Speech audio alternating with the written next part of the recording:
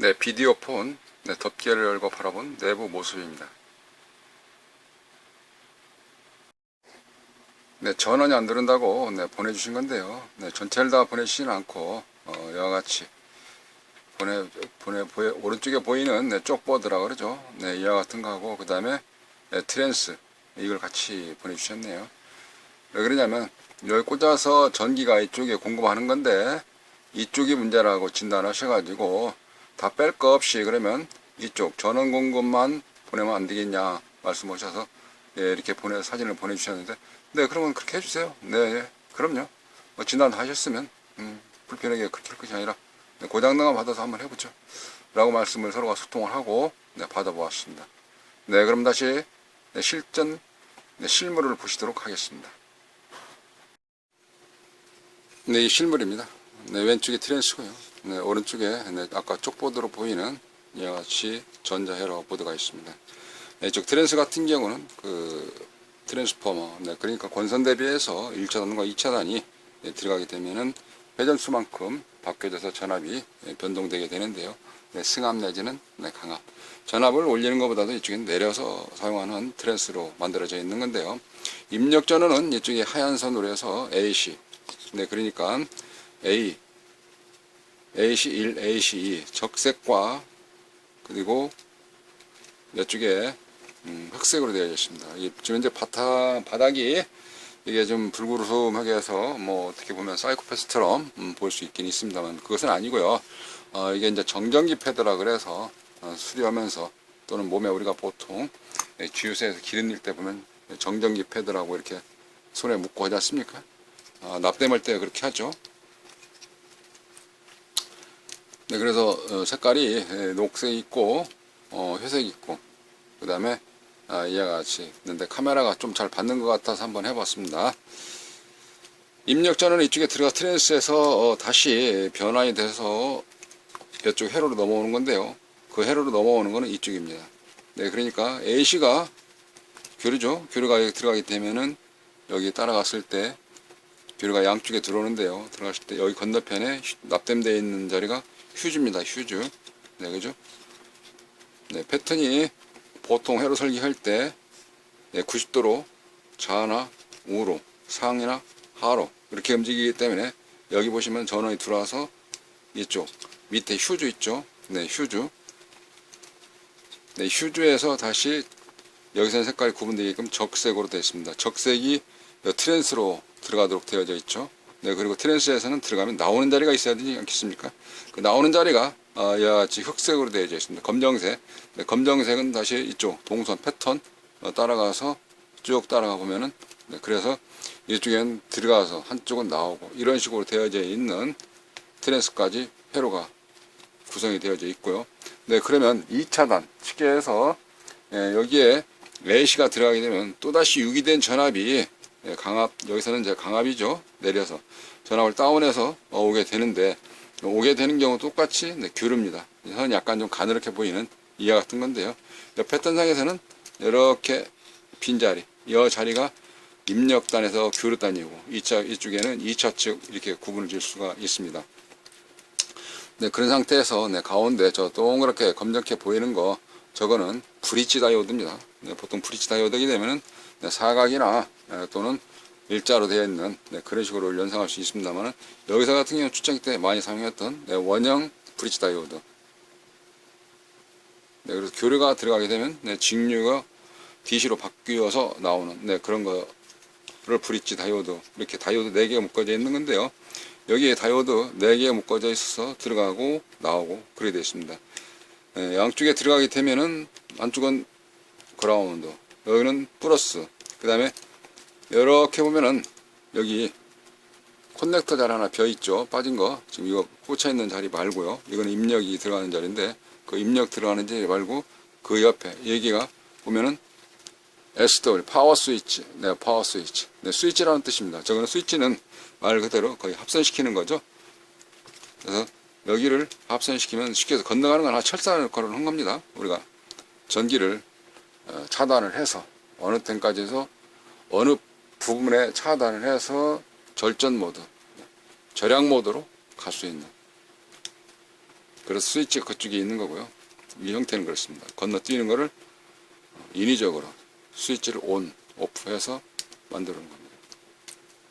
그러면 건너뛰어서 이게 다시 이쪽으로 왔네요. 다리 3개짜리인데 네, 보통은 이제 트랜스 하게 되면 스위칭 할 수 있는 소자 FET나 IGBT 또는 TR 뭐 이렇게 생각을 할 수 있는데 여기 같은 경우는 782루를 사용했습니다. 782루라는 경우는 네구레다이시죠? 네구레다.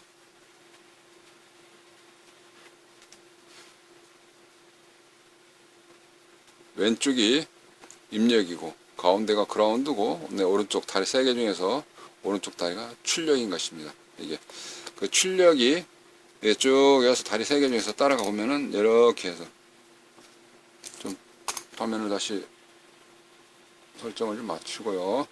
자, 그러면 여기에서 그대로 봤을 때 오른쪽 다리가 출력이니까 하나 둘 셋 오른쪽 다리 출력이니까 패턴 그대로 이렇게 따라가서 보면은 여기에 이렇게 되어 있는데 그렇게 되어 있는 상태에서 여기가 플러스 적색이 되겠습니다. 적색 이렇게 되어 있으니까 그죠? 이렇게 되어 있으니까 이렇게 되어 있으니까 지금 안쪽으로 되어 있는 거 안쪽으로 되어 있는 거 이게 적색이죠. 여기가 플러스 여기가 그라운드 마이너스 이렇게 되어 있는 건데요. 아까 이쪽이 마이너스듯이 이 뜻은 여기 782로니까 네, 전압이 저기서 들어오게 되면은 그 전압 자체를 브릿지 다이오드에서 직류를 바꿔놓고 직류를 바꿔온 브릿지 다이오드에서 들어오는 전압을 다시 일정하게 15V를 메인보드에 공급하는 네, 이런 홈 비디오 전원 공급 장치인 것입니다. 이게 안 된다고 네, 보내주셨는데요.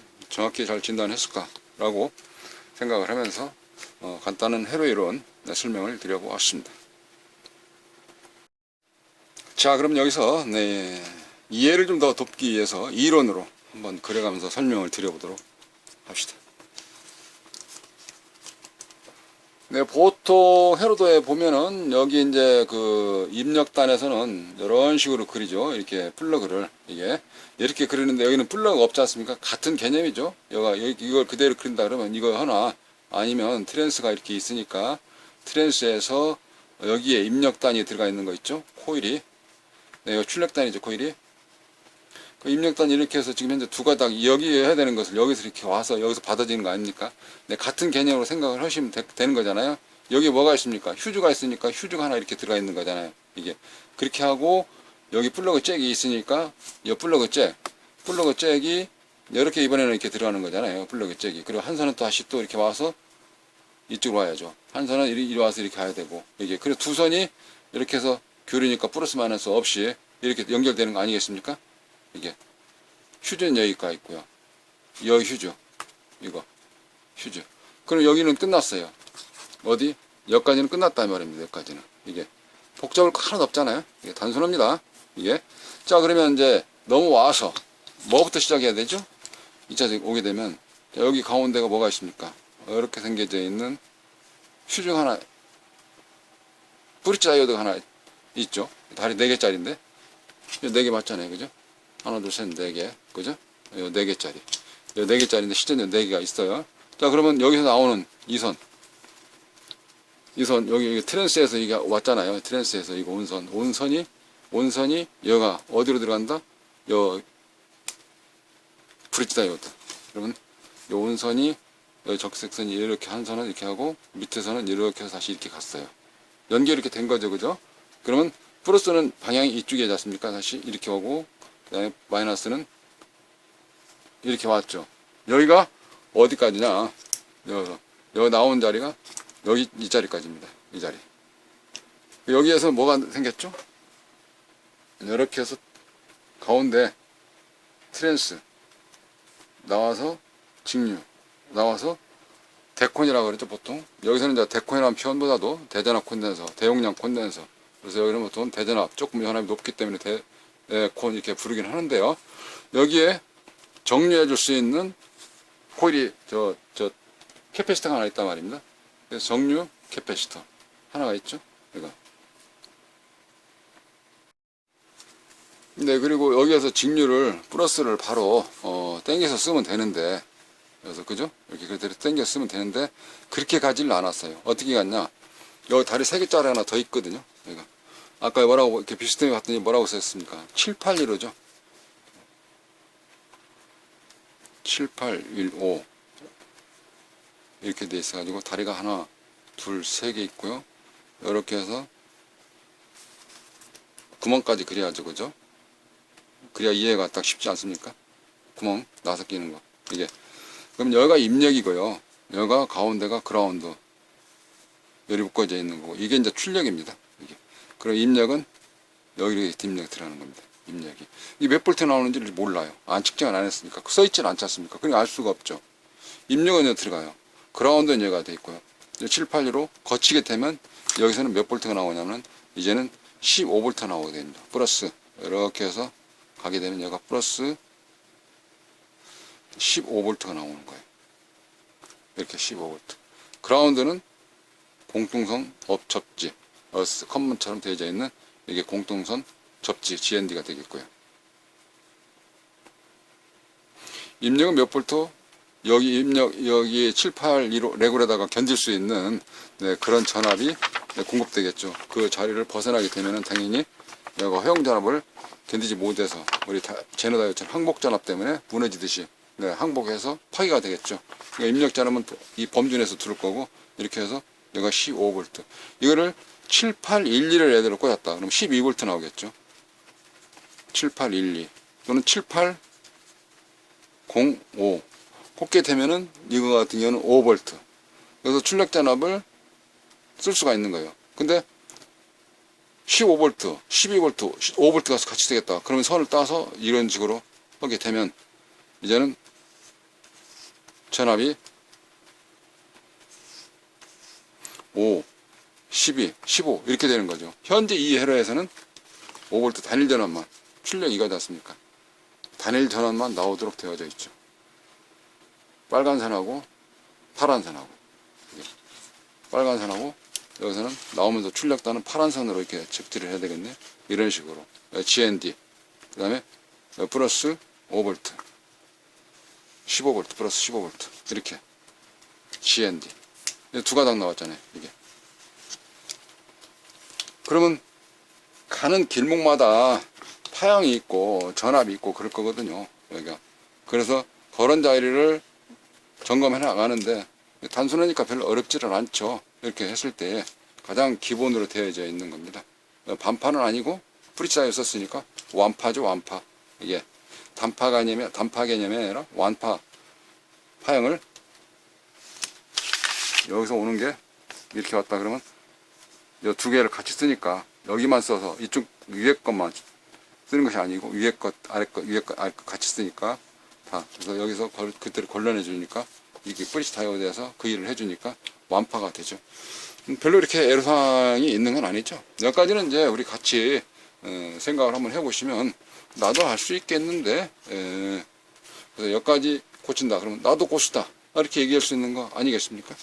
자 그러면 이거 다시 측정을 하면서 파형도 찍어보든지 전압을 찍어보든지 한번 살펴보도록 하겠습니다. 네, 실전으로 테스트를 하기 위해서 교보제를 가다 생각을 하고 지그를 몇 가지 준비해 봤습니다. 여기 중간에 연결하는 스위치 있죠. 이렇게 해서 스위치 그 다음에 접지 있지 않습니까? 후크 클립이라든지 또는 아그 클립 해서 접지 할 수 있도록 하나 준비를 해 봤고요. 전원 공급하는 데 있어서 이쪽 단자가 맞는 것이 딱 있으면 바로 꽂으면 되는데 없다 싶으면 어떻게 해야 되겠습니까? 납땜을 좀 해야 되겠죠. 네, 근데 이러한 식으로 되어 있는 단자 같은 경우는 주변에 많이 있기 때문에 준비되어 있는 건 납땜할 것을 챙겨 봤는데 또 이렇게 묶음으로 다 준비하는 게 있죠. 그래서 이거를 그대로 꽂으면 되겠습니다. 다른 경우는 이제 납땜을 하는데 이건 납땜을 안 해도 되겠다 싶어요. 그래서 한쪽 끝에는 플러그, 한쪽 끝에는 이와 같이 콘넥터 잭을 꽂을 수 있도록 되어 있는 게 있으니까 이거를 여기에 빼고 이 자리 이렇게 이 자리를 빼고 그리고 이거를 꽂으면 되겠습니다. 전원공급선은 이렇게 해서 끝났죠. 그리고 중간에 스위치 아까 있었지 않습니까? 네, 이쪽 스위치는 따로 준비를 했어요. 네, 그래서 스위치 납땜을 해보도록 하죠. 자, 그럼 납땜할 자리에 납땜이 잘 되라고 네, 패스트나 또는 젤플럭스 이렇게 해 놓았고요. 납땜할 자리 하나 더 있죠? 이쪽 그라운드. 네, 콘덴서의 그라운드 마이너스 D 둘러져 있는 자리 여기하고 이쪽 두 개 케이블 단자 꽂을 수 있도록 되어 있는 게 여기다가 스위치를 먼저 달아보도록 하겠습니다. 자, 납이 세납을 부어서 잘 납땜이 될 수 있도록 여기에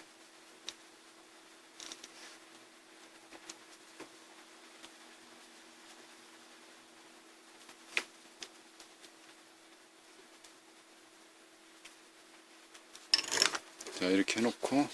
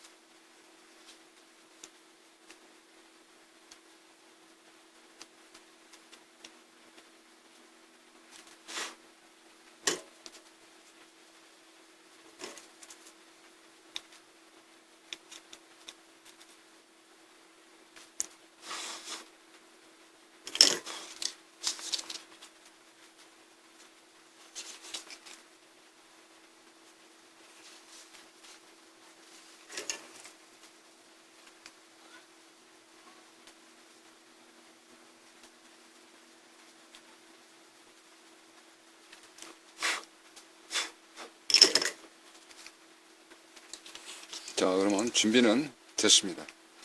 이제 출력이 나오는지 안 나오는지 점검을 해야 되는데 이렇게 안 해도 벌써 끝났을 텐데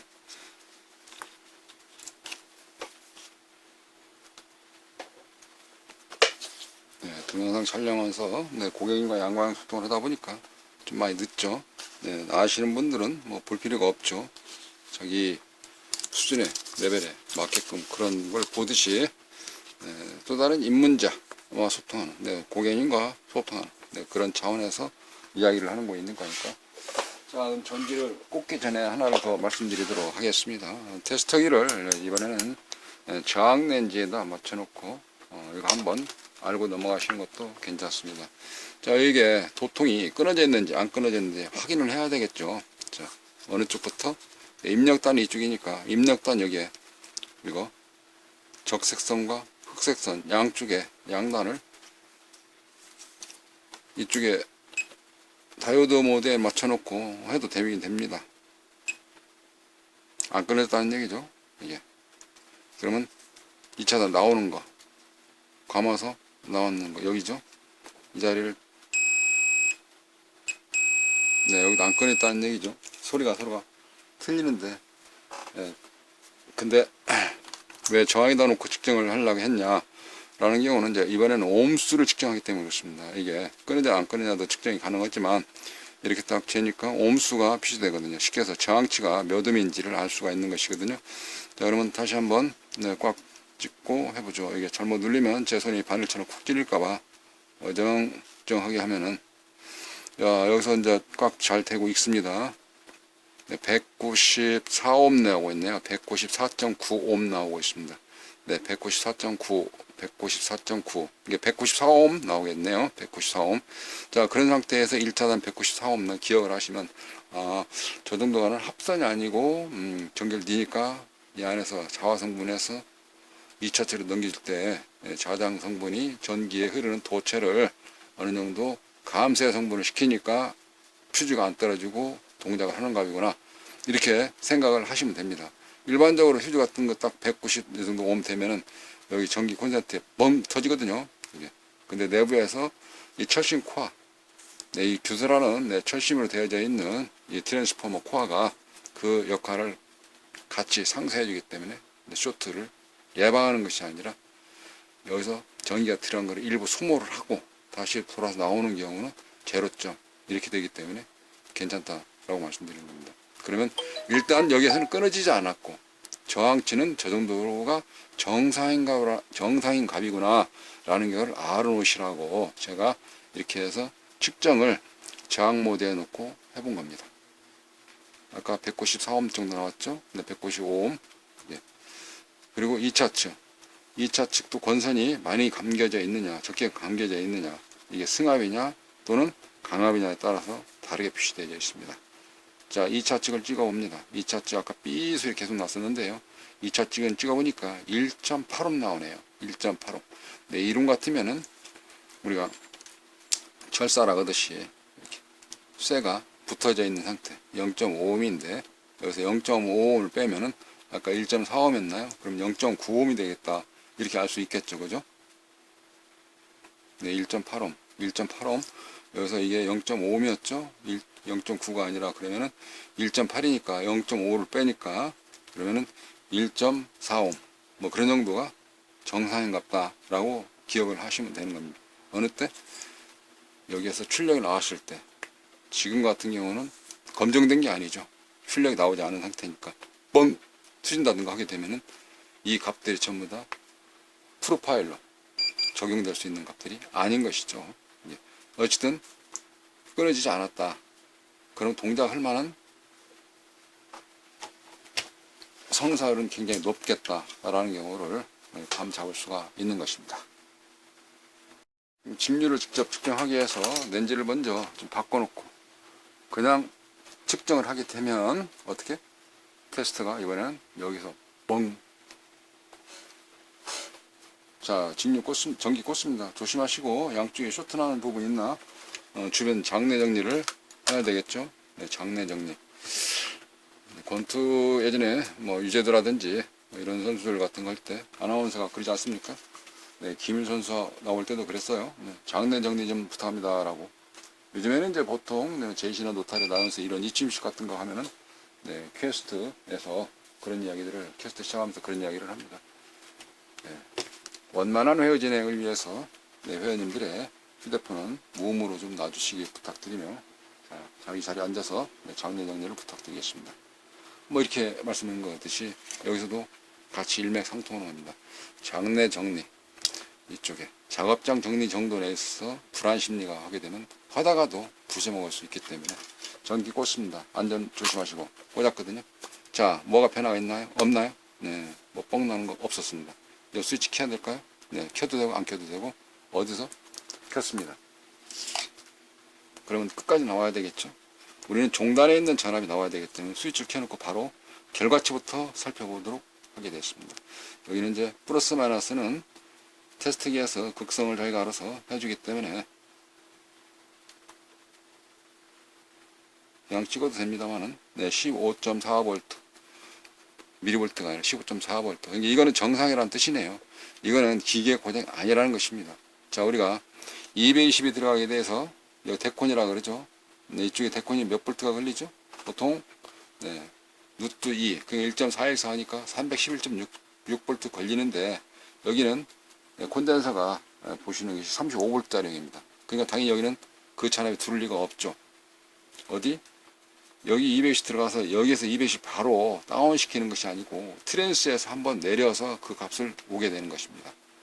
그렇기 때문에 여기는 그런 직류 고압이 들어가지를 않고 이 자체에서는 위험하다 싶은 거 있죠.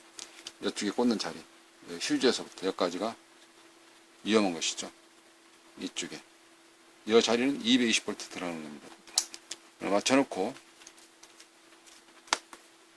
이 자리를 찍었을 때 이게 교류로 하게 되면 얘가 220V가 찍히겠죠. 근데 224V 나오네요. 224V 들어가서 트랜스에서 나오는 거는 교류죠. 교류가 몇 볼트 나올까요? 여기죠. 여기 양쪽에 같이 찍어보면은 19.14V 나오네요. 네, 19.14V. 그 19.14V가 네, 직류로 바뀌면서 네, 몇 볼트 나오냐면은 여기 양단을 찍어 보면 되겠습니다. 양단을 찍어 보게 되면은 양단에서는 전압이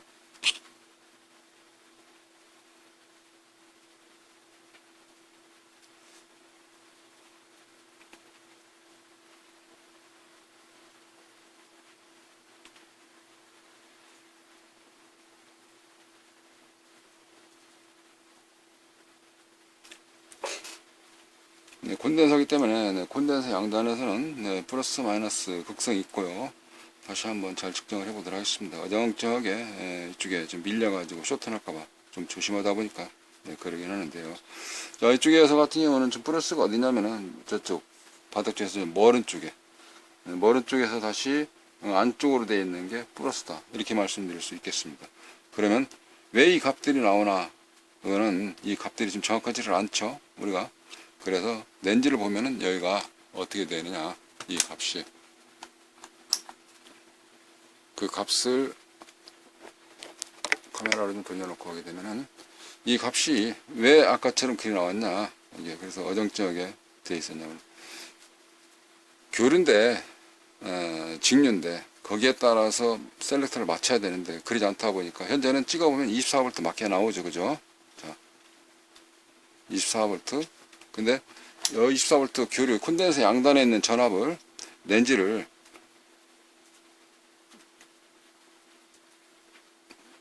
전압이 좀 이상하죠. 몇 미리볼트 이런 식으로. 네, 그래서 AC에다 맞춰놨기 때문에 그런 것입니다. 네, 여기를 다시 2차단 넘어오면서부터는 직류값이니까 네, 직류값에서부터 찍게 되면은 이 값들이 직류로 바뀌었을 때에 24.5V가 들어가는 겁니다. 그러니까 24.5V가 어디로 들어간다고요? 쭉 해서 스위치죠. 스위치를 끄게 되면 이쪽에 넘어오질 않습니다. 안 넘어왔죠? 여기까지는 나오죠. 근데 스위치를 껐기 때문에 이 선 지금 차단됐잖아요. 여기에 방화벽처럼 바리게이트 쳐져 있는 거 아니겠습니까? 스위치를 다시 눌러서 키고 건너오게 되죠. 건너와서 어떻게 된다고요? 입력 그라운드 출력이라고 그랬죠. 왜냐면 여기서 이제 뒤집어 놨으니까. 그래서 그죠? 입력 그라운드 출력인데 여기 그라운드는 공통이라고 그랬죠. 어디? 여기 그라운드 공통이고 여기 들어가는 자리가 아까 몇 볼트였습니까? 24V였죠. 여기서는 여기 들어가는 자리가 24V 이 자리입니다. 입력에서 여기 24V 이 자리가 24V 들어가서 좀 써놓을까요? 여기가 이 들어가는 자리가 24V 들어갑니다. 그리고 가운데 다리는 공통이라 그랬죠. 이게 그러면 찍어볼 필요 없지 않습니까? 이거 같은 거니까 출력이라고 했죠. 맨 끝에 출력. 여기를 찍어보게 되는 겁니다. 여기서 지금 여기 끝에 12.04V 781호니까 15V 나온다 그랬잖아요. 네, 그래서 여기서 끝에 재보면은 여기가 15.04V 이렇게 나오는 거예요. 이 자리 이상이 없는 거죠. 가운데는 그라운드가 공통 단자로 쓰는 것이니까 관계없고 이게 그러니까 결론적으로 이 자체는 이상이 없는 거를 지금 보내시다는 겁니다. 이쯤에서 뭐 허탈해야 될까요? 아니면 돈 안 들으니까 좋다게 될까요? 아니면은 어떻게 뭐 기술이 뭐 해야 될까요? 일단 그 바라보는 관점에서 이 가치관들대로 판단하시겠죠. 이게 어쨌든 제가 노선 컨셉을 잡고 말씀드리는 경우는 이와 같은 리니어 쪽에 해당되어 있는 가정용 홈 비디오 오토메이션에서 전원 공급을 체크한다 그러면 야 유사하실 때 그래도 나도 좀 해낼 수 있지 않겠느냐 자신감과 용기를 그런 차원에서 접근해 보았습니다. 그러나 어느 분에게는 설명이 장황하게 느낄 수 있는 것이 그런 경우는 그분이 많이 안다는 것이겠죠. 그러면은 건너뛰기 또는 또 다른 동영상을 보신다든가 다른 분을 보신다든가 그렇게 하시게 되면 시간 낭비가 그만큼 줄어들 것이다. 그러나 추억거리로 아는 것도 한번 좀 살펴본다. 향수로서 볼 수도 있긴 있겠죠. 하여간 입문자 과정이라든가 소비자 입장에서 처음 접하는다 할 때는 뭐 이해 개념으로 제가 살살 한번 풀어 보았습니다. 이게 자 그러면 여기서 네 그라운드 접지를 찍어 놓았는데요. 납땜을 해 놓았는데요. 혹시나 파형이 안 나온다든가 했을 때 좀 찍어 보려고 했었는데 지금은 이렇게 많은 의미가 없는 것 같습니다. 그러나 붙여 놨으니까 프로브를 꺼내서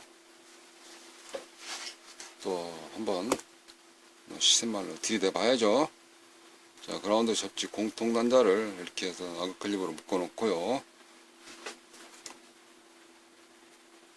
저압에다 맞춰 놓고 렌즈를 저압에 맞춰 놓고 이제는 여기다 이렇게 좀 내려놨어야 되는데 작업을 동영상 찍는 이유가 아니었기 때문에 전기가 들어간 상태라서 조심하면서, 자, 출력단 맨 종단을 찍어 보도록 하겠습니다. 이 넓은 자리를 찍어 봤습니다. 넓은 자리. 출력단 넓은 자리, 여기 자리인데, 네, 그 상태에서 좀 미끄러지면 좀 그러니까 넓은 자리를 딱 찍었어요. 자, 네, 저 자리가 지금 현재 출력이, 제가 떼볼게요. 저 가운데로, 그죠? 다시 한번 붙여보겠습니다. 네, 깨끗하게 파형이 잘 나오죠? 떼볼게요. 이렇게. 네, 그래서 여기 정확히 종단의 전압이 깨끗하게 잘 나옴을 알 수가 있는 것입니다. 여기 쭉 따라가서 이쪽 같은 경우는 입력단이니까 여기 출력이었고 입력단이니까 입력단에서는 좀 넓은 자리 찍어 볼까요? 자, 여기에 넓은 자리 입력단을 찍어 보면 입력단에서는 좀 높게 나오겠죠? 이게 스코프에서 아까 기억을 한번 해보시면 중앙에서 약간 좀 올라왔는데 지금 더 많이 올라왔지 않습니까? 떼볼게요. 붙여보고. 네. 이렇게 해서 스코프 가지고 이게 테스트로 찍듯이 그런 경우도 파형과 더불어서 알 수가 있는 것이죠. 여기 이제 공통단자에서 들어가는 자리가 이쪽에 입력단에서는 들어가는 거고요. 출력단에서는 이렇게 점수 나오는 겁니다. 여기를 찍게 되면은 여기도 공통단자리 쪽에 돼야 되는데, 네, 그럴 때는 파형이 어떻게 나오겠습니까? 그죠? 이 파형은 아까 제가 설명드렸죠. 이 파형. 네, 이 파형. 네, 파형이 이와 같이 이게 사인파, 정연파가 나와야 되는데 찌그러졌죠. 네, 그걸 좀 더 다시 한 번 더 확인하기 위해서 이쪽에, 그러니까 이쪽이라 하면은 트랜스 코일에서 넘어오는, 네, 그쪽에 2차단 이야기하는 건데요. 그 2차단에 네, 이쪽 파형이 어떻게 나오는지를 살펴보겠습니다. 자, 도면상에서는 이쪽에 입력단이죠. 그럼 출력단에서 지금 얘들하고 이렇게 들어갔지 않습니까? 이쪽에. 출력단에서 봤을 때는 트랜스 2차단이 이렇게 해서 이렇게 들어왔고요. 그 다음에 하나는 또 이렇게 해서 이렇게 들어왔잖아요. 이 자리를 찍어 보겠다, 이런 말씀이거든요. 이 자리에서는 어떤 파형이 나와야 되냐, 이런 파형이 나와야 된다, 이걸 말씀드리는 거였거든요. 근데 지금 보시는 파형은 그것이 아니다, 이 말이죠. 왜냐, 하나는 그라운드 공통선에서, 이게 그라운드인데요. 네, 그라운드 공통선에서 묶어놓고, 네, 그라운드 공통선에서 묶어놓고, 네, 그리고 절연이 되어져 있는, 네, 그 상태에서 여기를 찍어 보니까 어떻습니까? 파형이 한쪽이 이그러지죠. 이게 한쪽이 이그러진다, 이 말입니다. 양쪽에서 하나를 다 못 하니까.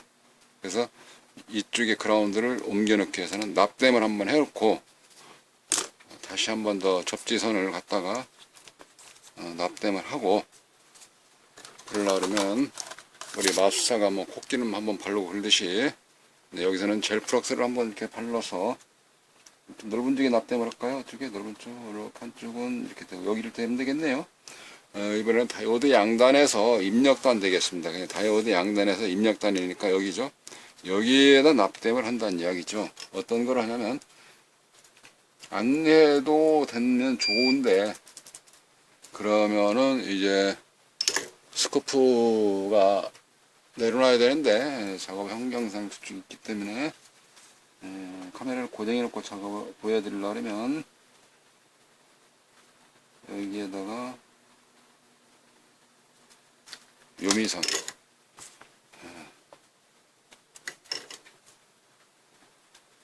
연장선을 이렇게 하고 한 선을 더 갖다가 붙여봐야 되겠어요.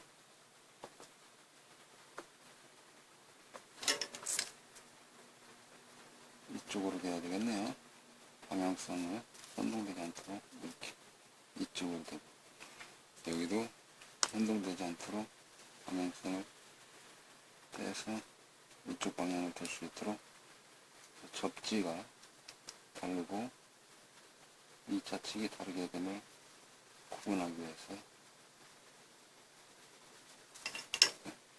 이건 쇼트 합선되면 안 되죠. 이게 그래서 한쪽은 이렇게 묶어놓고, 자, 이런 상태에서 살펴보도록 하겠습니다. 이제 전기를 다시 넣고 찍어보도록 하죠. 자, 준비됐죠? 전기 넣으니까 아까 말씀드렸죠? 네, 장내 정리를 좀 한다고 주변에 쇼트할 자리가 없는지 확인을 하고 전기를 넣었습니다. 네, 그런 상태에서 이쪽에 찍어야 할 자리를 한쪽만 찍게 되면은 어떻게 나오는지를 살펴보도록 하죠. 자, 이렇게 찍었으니까 이제 카메라를 제가 한 손을 들여야 되니까, 그래서 좀 어수선하게 카메라가 흔들리는 것처럼 막 잡아 돌리지는 않죠, 옛날처럼. 자, 이 자리를 찍어 보는데요. 자, 여기서 이 자리를 찍었을 때에 안쪽 이렇게 찍었을 때에 저 중간에서, 화면상의 중간에서 상단은 나오는데 하단은 나오지를 않죠. 하단이 안 나오다 보니까 어떻게 됐습니까? 하단이 안 나오다 보니까 저기 상단 나오고 하단이 안 나오잖아요. 그죠? 이 자리가, 이게.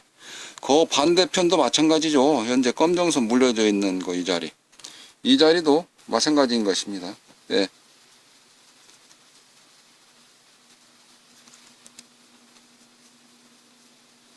이건 저압이라 손에 닿아도 좀 감전 효과가 많이 없는데요. 자, 이렇게 반대편을 대도 파형은 똑같이 한쪽이 이그라진, 네, 다 나오지 않는 반파와 같은, 네, 그렇게 스코프를 통해서 알 수가 있습니다. 네, 그래서 제가 설명드리는 게 이런 건데요. 다시 카메라를 잠깐 좀 고정을 해보고, 좀 어수선합니까? 여기에 있는 접지를 하나를 떼서 이쪽에다가 물려보는 거죠. 이렇게 물려놓고,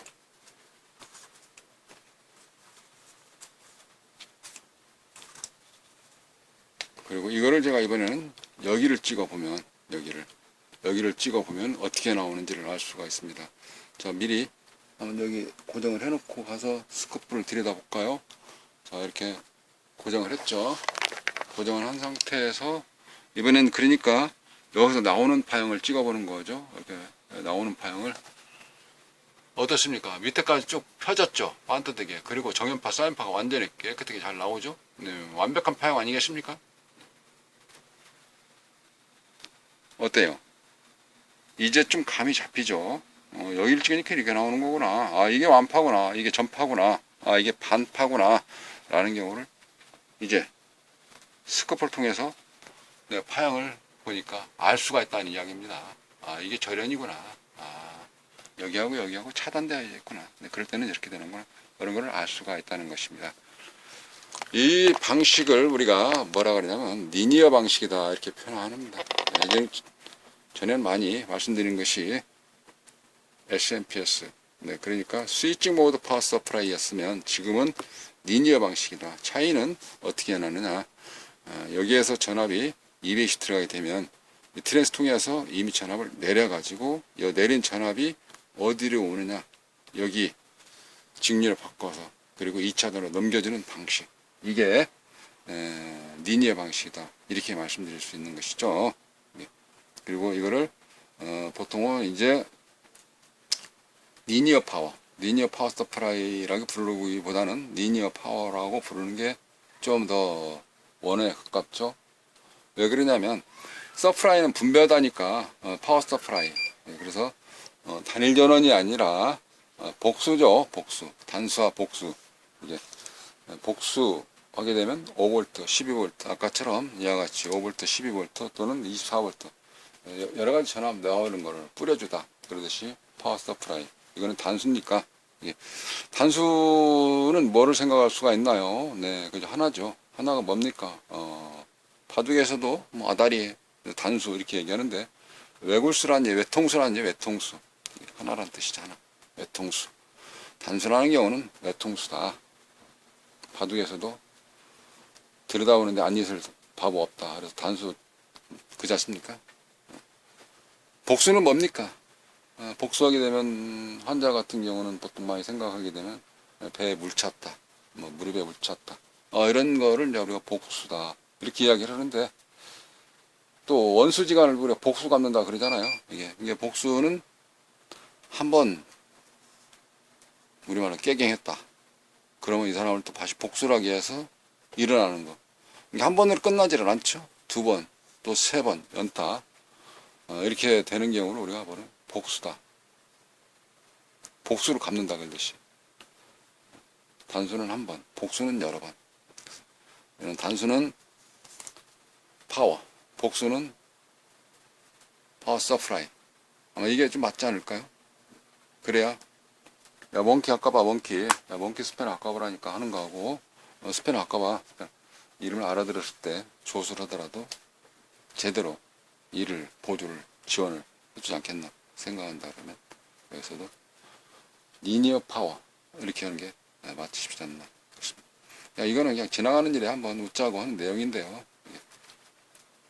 자, 그러면 지금까지 설명드린 경우를 요점 정리하면 이렇습니다. 트랜스 통해서 트랜스에서 바로 내려가지고 전압을 내려가지고 내린 전압이 어떻게 직류를 바꿔서 직류 바꾼 것이 이쪽에 정류될 수 있는 트랜스 평활 콘덴서를 통해서 다시 나온 전압을 끝단 종단에서 원하는 전압을 만들기 위해서 15V가 필요하다 해서 여기에 782라는 네고리 다시를 통해서 15V만 뽑아 쓸 수 있도록 되어져 있는 홈 오토메이션, 비디오 폰 이쪽에 전원권 꽂겠습니다. 이해가 좀 되시죠? 네, 안 되면은 짐 싸가지고 오셔야죠. 근데 어디로 오냐고요? 네, 여기로 오시면 됩니다. 여기. 지리산 춘향골 올라면 여기 말고요. 여기 보시면 이렇게 IT전자 서비스. 예전에 닉네임이 모니터 수리 속성반이었는데 지금은 IT전자 서비스라는 카페, 쉽게 해서 여러 사람들이 같이 모여서 소통하면서 양방향 소통할 수 있는 이런 카페 활동하시면서 다양한 사람들과 코드에 맞게끔 어울리다 보면 자기가 원하는 지름길이 갈 수 있지 않나. 여기로 오셔가지고 여기서 양방향 소통하시면서 유단자로 가는 지름길 연마하시면 되겠습니다. 네, 이상으로 파워, 리니어 파워 개념에 대해서 설명을 모두 마치도록 하겠습니다. 감사합니다.